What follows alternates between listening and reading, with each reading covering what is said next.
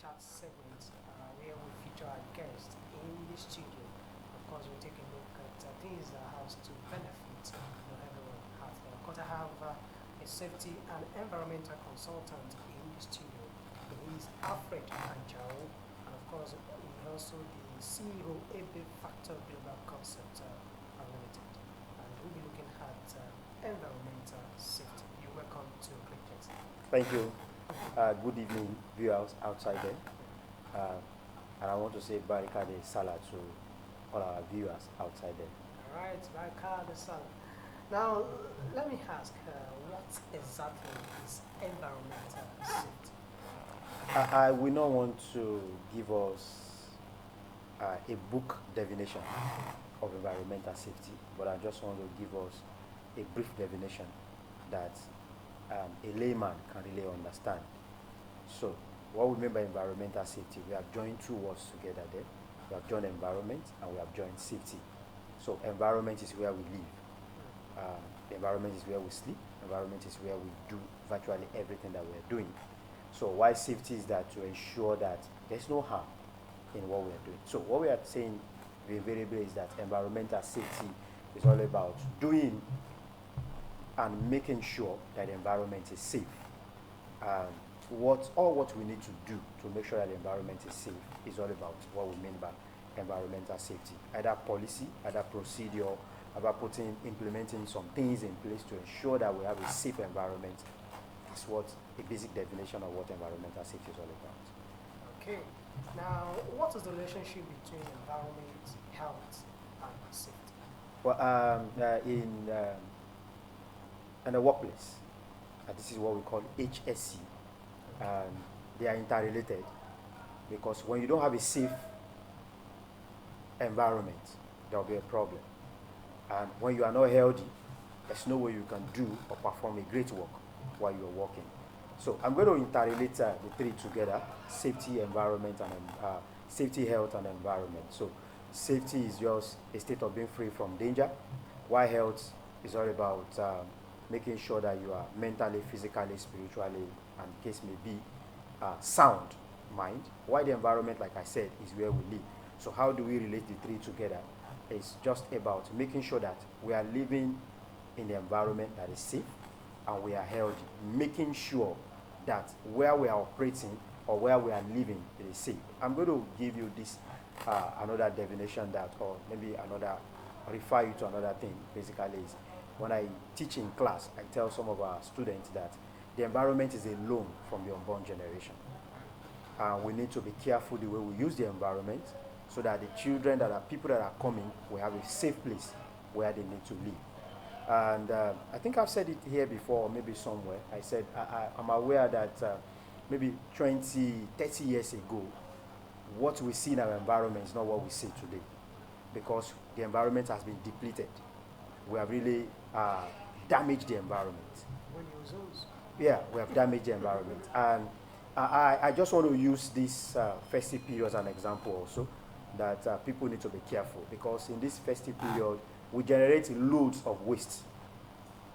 All right, so talking about health, safety, and environment. So we generate loads of waste, and either from the animals that we kill, from the food substance, from the market, and the likes of it. So you discover that the waste that we generate in the next few days is going to be very massive. So, and we need to manage those wastes very well, because when we don't manage them very well, and we're just waiting for the rain to fall, and that's when we now want to dispose those waste. We get to discover that the waste will find themselves into the drainage. And when they get to the drainage, what happens? We're going to have blockage in our drainages, and we're going to have some of them littering the main road. When they litter the main road, we're going to have flies, we're going to have rodents, we're going to have some of those things that will carry those, that will infest on some of these waste that we have disposed. And what happens is that some of them will still go back to the house where we live. So the food that we have that we are putting on the table, those flies will perch on them. And somebody that is not aware, take the food either raw without cooking, swallow them, then it affects their health. So we need to be careful even as we are celebrating, and as we are in this festive period, we need to also be careful, and we need to manage our waste properly. Very important. Okay, let's look at the importance of environmental safety. How important it is. Very, very important because when you don't manage the environment very well, it will also have an impact on us. And like I said, the environment is a loan from the unborn generation. So when you don't manage it properly, where will they stay? Where will they live in the next few years? What is it that they will find? Where are they going to sleep? Where are they going to do some of the activities? You agree with me that 20 years ago, 30 years ago, the way the environment is being depleted is not what we are seeing today. It's all about what we have done in the year past. So, and when we are not very careful and we keep on depleting the environment, then we're going to have a problem. So, the importance is at the end of the day, where will our children stay? Where are we as an individual? Are we going to stay? And what are the things that we're going to be enjoying as we impact on the environment? So we need to be very careful the way we are impacting on the environment, because at the end of the day, it falls back on us. I'll give you an example: drainage. There's just little that government is trying their best as much as possible to ensure that there is sensitization. The people from the Ministry of Environment, the Kwara State Environmental Protection Agency, they go around the streets, they go around to campaign and make sure that people do the right thing.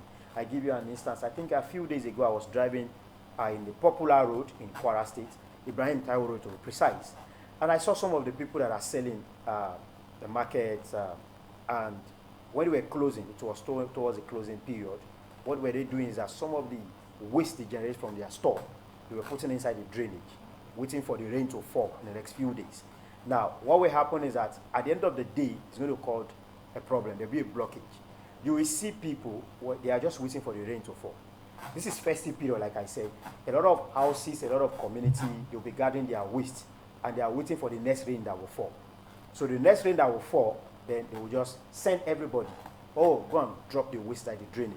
So at the end of the day, we're going to see the impact on us. So the importance of environmental safety is that when we do things the right way, we tend to enjoy.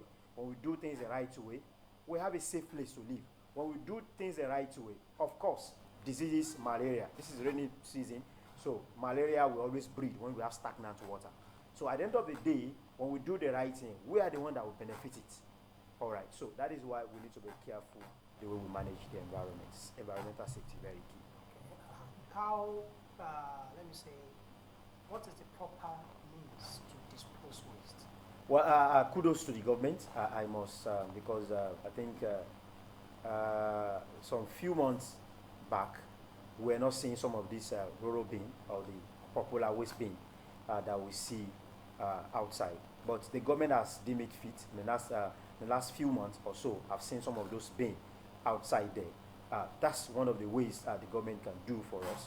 I just want to implore people outside there that as you are gathering your waste in this festive period, it's very important for you to dispose them the right way. Now, what do I mean by the right way? We have the bins outside there on the road. Please, just go there, dispose. I've seen people, and it's very, very disheartening. You will see people, even inside their big cars and the likes of it, when they eat things, and they just wind down and they throw it outside there. And you begin to wonder, how can people just behave this way? You have not done the right thing. You don't need somebody to start monitoring, somebody to start shouting on you for you that what you have done is just wrong. I'm going to encourage all of us outside there, when you generate waste, you are the first person that have a responsibility to dispose the waste the right way. Good. We have people from the Kwara State Environmental Protection Agency. We have accredited waste disposers. I think per month, some of them charge like 1,500 or 2,000 for household. I don't think that's too much for a citizen. It's just that we need to live responsibly, and you need to just contribute your own quota. 2,000 for a whole month for the waste that I generate. For somebody to come and pack it, that's fantastic. That's not too much. You should be able to do that. Even if you go outside the country, even government, some of those things, you pay them through your tax. And that's where they get people to do it. So in our own little way, don't burn your waste. Because when you're even burning your waste, you're even causing another environmental problem. Because the waste you are burning, for example, you see people, they burn tires. You see people, they burn plastics. And when they burn some of those things, they find their way into the environment. It becomes another problem. I've seen, when I now want to go to industries, this is very disheartening. You see companies that even their waste they generate, the liquid waste generate, we call them effluents. And you see them, they decide them back into the aquatic environment.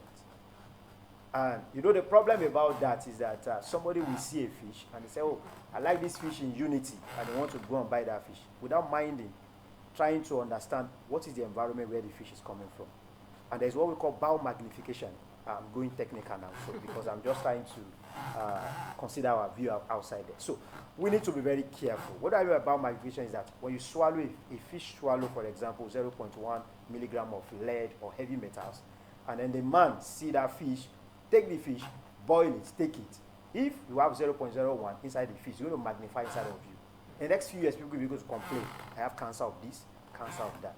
Not considering what are the things that they are eating. So please, for industries, they need to also be careful the way they dispose their waste. That's very important.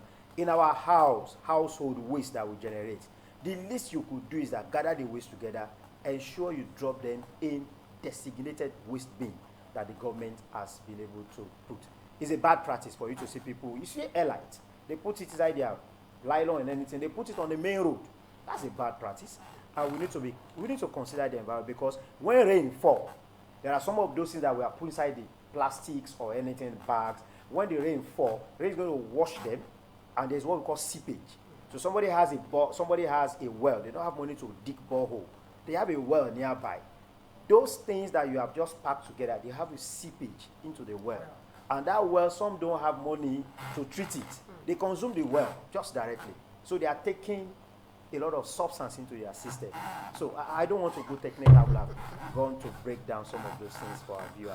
Okay, still talking about environment. Yes. How will you react to the dredging of the rivers here in Kwara State? Oh, fantastic! That has really helped because if you look back, I think some years back, when those rivers, I think it's the same Asa River that flow down to Unity Emias Road, and it goes down. And I think I've seen them with some of those excavators. The government has been doing a great job. One of the things I'm going to still plead to some of our people is that people that have houses, people that have some of their property very close to the riverbank, they need to be careful, because their life comes first. Their safety comes first, because when the rain falls and the water flows beyond the riverbanks, then water will always find their way. So the government is doing a very fantastic job in this time, and we want to encourage them to please still go down to the Kwara North.